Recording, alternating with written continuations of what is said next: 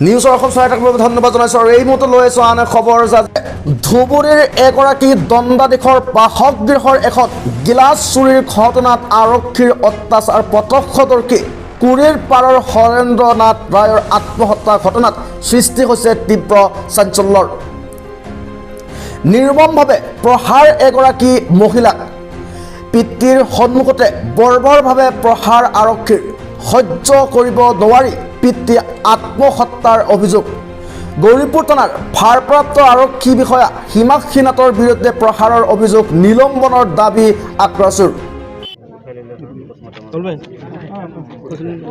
ইয়াতে যিজনী ছোৱালীক মাৰধৰ কৰিছে আৰক্ষী অভিযোগটো উঠিছে আৰু তাৰ পিছতে দেখা গ'ল যে এই মহিলাগৰাকীৰ দেউতাকে কালি ছুইচাইড কৰিছে আৰু এই মুহূৰ্তত আৰক্ষী প্ৰশাসন ইয়াত আহিছে। আপোনালোকৰ কি মতামত আছে? হয়, আমি ধুবুৰী জিলা আক্ৰাচুৰ পৰা তৎকালীনভাৱে ইয়াত ঘটনাটো তদন্ত কৰাৰ কাৰণে আমি ইয়াত আহিছোঁ আৰু আহি দেখিছোঁ ইতিমধ্যে প্ৰশাসনৰ বিষয়ভাৱে ইয়াত উপস্থিত হৈছে। তেওঁলোকক আমি ধন্যবাদ জ্ঞাপন কৰিছোঁ প্ৰশাসন বিষয়াসকলক প্ৰথমতে। আৰু এটা কথা মানে এইখন হৈছে মানে গৌৰীপুৰ থানাৰ অন্তৰ্গত ডুমৰদহ জিপিৰ কুৰিৰ পাৰ, অৰ্থাৎ হৰেন্দ্ৰ নাথ ৰায় তেওঁৰ ছোৱালীক মই মেজিষ্ট্ৰেট মানে যিজন যাৰ ঘৰত কাম কৰিছে, যিটো মানে মেজিষ্ট্ৰেটৰ ঘৰত, মই ইতিমধ্যে নামটো মই পোৱা নাই, ধুবুৰীত তাৰ কলনীপাৰাত ঘৰ হয়। এই মেজিষ্ট্ৰেটজনৰ ঘৰত এই হৰেন্দ্ৰ নাৰায়ণৰ যিজন ছোৱালী আছে, এই ছোৱালীয়ে কাম কৰি আছিলে। গতিকে এই কাম কৰা ছোৱালীজনীক কিবা এটা ব্লেম লগাই, অৰ্থাৎ গৌৰীপুৰ থানাত কিবা এটা গৌৰীপুৰ থানাৰ ভাৰপ্ৰাপ্ত বিষয়ানীৰ জৰিয়তে ছোৱালীজনী আৰু তাৰ হৰেন্দ্ৰ নাৰায়ণ নাথ ৰায়ক ইয়াৰ পৰা মাতি লৈ গৈ তাক অসন্মান কৰাৰ লগতে ছোৱালীজনীক বেয়াভাৱে মাৰধৰ কৰে। গতিকে গোটাই দিনটো মাৰধৰ কৰাৰ পিছত ৰাতি থানাৰ পৰা সিহঁতক উলিয়াই দিয়ে। গতিকে এইটো কাৰ ছত্ৰছায়াত আজি এই ঘটনাটো গৌৰীপুৰ মানে আৰক্ষী থানাৰ ভাৰপ্ৰাপ্ত বিষয়ানীয়ে এই ঘটনাটো সংঘটিত কৰিছে। এই ঘটনাটোৰ সঠিকভাৱে এক ইনভেষ্টিগেশ্যন তদন্ত কৰি আমাৰ ধুবুৰী জিলাৰ SP মহোদয়ক আমি অনুৰোধ জনাইছোঁ, ধুবুৰী জিলা আক্ৰাচুৰ পৰা, যিহেতু সঠিকভাৱে তদন্ত কৰি ইয়াৰ ওপৰত এটা কিন্তু বিহিত ব্যৱস্থা গ্ৰহণ কৰিব লাগে। আমি দেখিবলৈ পাইছিলোঁ যোৱা লকডাউনৰ ক্ষেত্ৰতে কোচ ৰাজবংশী জনগোষ্ঠীৰ আৰু এজন ক্লাছ 9ত পঢ়ি থকা এজন ছোৱালী, 13 বছৰীয়া ছোৱালী, সেই ছোৱালীজনী ফাঁচীত যেতিয়া ওলমি আছিল গৌৰীপুৰত, কিবা কৰি কেছটো কিন্তু আজিলৈকে কিন্তু আমি একো জাষ্টিছ মানে নাপালোঁ, বা ইয়াতো কিন্তু আমাৰ ধুবুৰী জিলা আক্ৰাচুৰ সন্দেহ আছিলে। গতিকে লকডাউন COVID-19 চলি থকাৰ কাৰণে আমি ইয়াৰ ওপৰত কিন্তু কোনো ধৰণৰ ষ্টেপ আমি ল'ব পৰা নাই গণতান্ত্ৰিকভাৱে। গতিকে আমি স্পষ্টভাৱে আজি আমি অনুৰোধ জনাইছোঁ ধুবুৰী জিলা প্ৰশাসনক বা ধুবুৰী জিলাৰ আমাৰ SP মহোদয়ক। গতিকে SP মহোদয় ইতিমধ্যে আমাৰ ফোনত কথা হ'ল SP মহোদয়ৰ লগত যে ইয়াৰ ওপৰত যে গৌৰীপুৰৰ যিজন ভাৰপ্ৰাপ্ত বিষয়ানী আছে তাৰ ওপৰত ইনভেষ্টিগেশ্যন কৰি সঠিক ঘটনাটো তদন্ত কৰি ইয়াৰ ওপৰত এটা মানে বিহিত ব্যৱস্থা গ্ৰহণ কৰিব। সময়সীমা বান্ধি দিলে নেকি? অতি স্পষ্ট কথা, আমি যিহেতু ইয়াত আহিছোঁ তদন্ত কৰি দেখিছোঁ ঘটনাটো অতিকৈ দুৰ্ভাগ্যজনক কথা। আৰু গৌৰীপুৰ থানাৰ ভাৰপ্ৰাপ্ত বিষয়ানীক আমি ধুবুৰী জিলাৰ পৰা গৰিহণা দিছোঁ, কাৰণ এনেকুৱা কাম যিজন কোনো ক্ৰাইম কৰা নাই, বা যদিও ক্ৰাইম কৰিছে তাৰ আইনগত ব্যৱস্থা কৰিব লাগিছিল, কিন্তু মাৰধৰ কৰা এনেকৈ গোটাই দিনটো মাৰধৰ কৰি, গতিকে তাৰ কাৰণে আজি এই এৰি দিয়াত তাৰ দেউতাক হৰেন্দ্ৰ নাথ ৰায় আজি ফাঁচীত ওলমিব লগা হ'ল। গতিকে স্পষ্টভাৱে আমি অনুৰোধ জনাইছোঁ, যদি ইয়াৰ 24 ঘণ্টাৰ ভিতৰত কোনো ধৰণৰ ব্যৱস্থা গ্ৰহণ নকৰে তেতিয়াহ'লে আমি ধুবুৰী জিলা আক্ৰাচুতে গণতান্ত্ৰিকভাৱে যি আন্দোলন গঢ়ি তুলিম, ইয়াক কিন্তু প্ৰশাসনে কণ্ট্ৰল কৰা কিন্তু মানে হেৰি হৈ যাব। গতিকে আমি অনুৰোধ জনাইছোঁ প্ৰশাসনক, গতিকে অতি সোনকালে 24 ঘণ্টাৰ ভিতৰত যি আছে তদন্ত কৰি ইয়াৰ ওপৰত বিহিত ব্যৱস্থা গ্ৰহণ কৰিব লাগে। স্থানীয় ৰাইজে অভিযোগ কৰিছে এনেকুৱা, যদি সেই ছোৱালীজনী আজি কাম কৰা এটা ছোৱালী মানুহৰ ঘৰত কাম কৰি খায়, গতিকে তেনেকুৱা ছোৱালীয়ে যদি কোনোবা ধৰণৰ ক্ৰাইম কৰিছে, এইটো আইনগতভাৱে ব্যৱস্থা ল'লে অট'মেটিক আইনে তাৰ বিহিত ব্যৱস্থা গ্ৰহণ কৰিব, শাস্তি কৰিব, সেই তাৰ আপোনালোকে গম পায়। গতিকে যদি তেনেকুৱা কৰিছে, গতিকে এইটো তেনেকুৱা আমি সন্দেহ কৰিছোঁ তেনেকুৱা কৰাই নাই, কাৰণ যদি কৰিছে তেনেহ'লে আইনগত ব্যৱস্থা ল'ব লাগিছিল। আজি তাক গৌৰীপুৰত মাতি লৈ তাৰ দেউতাকক টৰ্চাৰ কৰা হৈছে আৰু ছোৱালীজনীক বেয়াভাৱে মাৰধৰ কৰা হৈছে।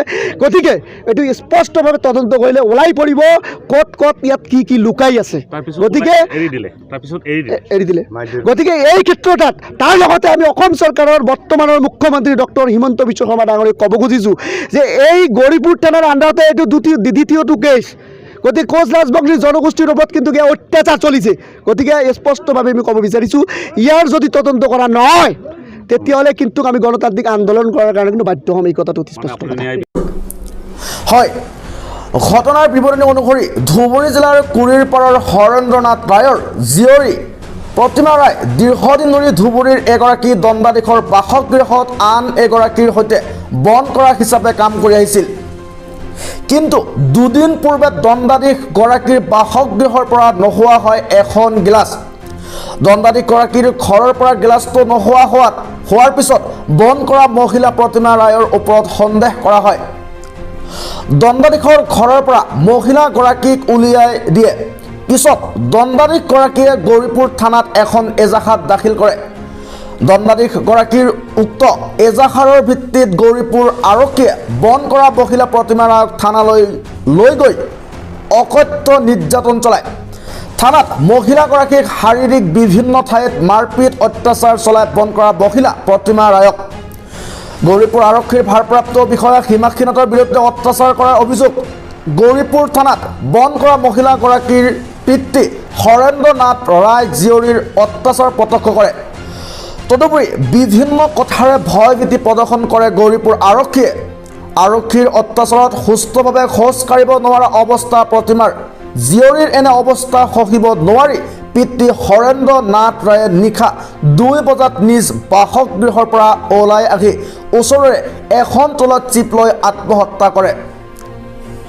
এই ঘটনা সহজভাৱে ল'ব পৰা নাই কুৰিৰ পাৰৰ স্থানীয় গাঁওবাসীয়ে। আৰক্ষীয়ে চিপ লোৱা হৰেন্দ্ৰ নাথ ৰায়ৰ মৃতদেহ মৰণোত্তৰ পৰীক্ষাৰ বাবে প্ৰেৰণ কৰিবলৈ চেষ্টা কৰে যদিও গাঁওবাসীয়ে প্ৰতিমাৰ নিৰ্মম অত্যাচাৰৰ উচিত বিচাৰৰ দাবী কৰি প্ৰতিবাদ অব্যাহত ৰাখিছে। ঘটনাস্থলীত ধুবুৰীৰ চক্ৰ বিষয়া উপস্থিত হয় যদিও পৰিস্থিতি উত্তপ্ত হৈ পৰে। নিৰ্মমভাৱে প্ৰহাৰ কৰা গৌৰীপুৰ আৰক্ষীৰ বিৰুদ্ধে ইতিমধ্যে প্ৰতিবাদ সাব্যস্ত কৰি আহিছে। কোনো কামে দলকে ভুল হয়েছে, ভুল হয়ে কয় কি তোক রাখো না, তোর বাড়িতে ঘরেতে ফোন করি তো বাবা দিয়েছে, মা দিয়েছে যে আমার কাপড় চোপড় বলে যে আরো একটা মেয়ে আসলো, মেয়েটা রুমও দিয়েছিল মোর রুমত, উনি কাপড় চোপড় কি করেছে উনি দেখছি। দেখি তো কাপড় চোপড় ভরার সাথে আমরা আসছি, তা কইছে বদিটি কইছে জজটা কইছে কয় একটা কাপড় আছে ওইটা ধুয়ে যা ড্রেসটা, তো মুই ধুয়ে দিয়েছ। তোর মনে যদি হারামি আছে তখন চেক ইন করি তুই নে কি আছে। মুই কিচ্ছু বানো না, মা বিশ্বকর্মা শুয়ে গল, মুই খালি কলগেট ব্রাশ আর কাপড়গুলি একদম ব্যবহার করা, আর কিচ্ছু বানো নাই। তার মধ্যে মুখ জোর করে কমান আছে তুই নিয়েছিস রুপির গুলা নিয়েছিস, মুই তো জোর করি কমান আছে মুই নাই, আমি সবগুলো নিজের সবার নাম আদর করম। আর মন চাইবে বলে ওই রুপির গেলে মুই মন সামাল না মানে রুপির গেলাস নিম মুই তো রুপির গেলাস দেখ নাই, তাও মুখ খাসিয়ে কয় রুপির গেলাস নিয়েছিস। মানে কেস করেছিল? হ্যাঁ কেস করেছে মোর নামত। হ্যাঁ গৌরপুর থানাত কেস করেছে, ঘৰত আহি উঠাই লৈ গৈছে না আপোনালোকে নিজে গৈছে? ও নিজেই গৈছে। নহয় আপুনি থানাত নিজে গৈছিল না? আমার নিজেই গৈছি। মাতিছিলে? হ্যাঁ তাৰপিছত এইরকম করে জেরা ধরে, আমি তো জেরাত পাই না, কি পাড়ার পাড়ার করে ডাকায়। কোনে কোনে মারিছিল? হ্যাঁ এই লেডিস পুলিশ একটা ডাকাইছে। হ্যাঁ একজনে মারছে। হ্যাঁ কি নাম আছিল তোমার? আমার নাম প্রতিমা রায়। আজি যেটো মানুষ মরিলে সেইটো আপনার কি হয়? এটা আমার বাবা, এই টেনশনেতে আমার বাবা মারা গেছে। হ্যাঁ আমার জন্য আমার ডাং সহ্য করে পায় নাই, ডাঙাইছে আমি কাঁদছি, আমার বাবা ওই জন্য মারা গেছে। হ্যাঁ একে লগত হয়েছি। না আমার বাবাকে দেউতাক মারে নাই। হ্যাঁ মোকে মারছে, ওই বাবার সহ্য হয় নাই, আসি এই যে ছুঁচে এটাই দিল। এই ক্ষেত্ৰত বিভাগীয় কৰ্তৃপক্ষই কি পদক্ষেপ গ্ৰহণ কৰে এয়া হ'ব লক্ষণীয় বিষয়। ধুবুৰীৰ পৰা আব্দুল মোতালেবৰ ৰিপৰ্ট, নিউজ আৰ আছাম।